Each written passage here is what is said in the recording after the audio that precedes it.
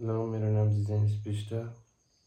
म चाहिँ अहिले कम्युनिटी हेल्थ वर्कर भएर स्याङ्जा चापकोट नगरपालिका दिसिङकोटमा कार्यरत छु।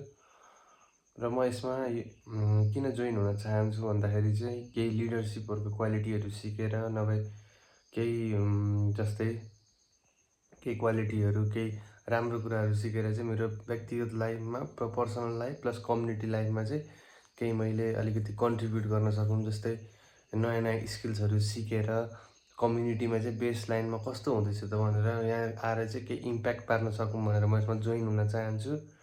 र समग्रमा भन्नुपर्दाखेरि चाहिँ अहिले पनि एकदम विपन्न ठाउँ छ, एकदम कतिजनालाई बेसिक निडहरू पनि पुरा भएको ठाउँ छैन।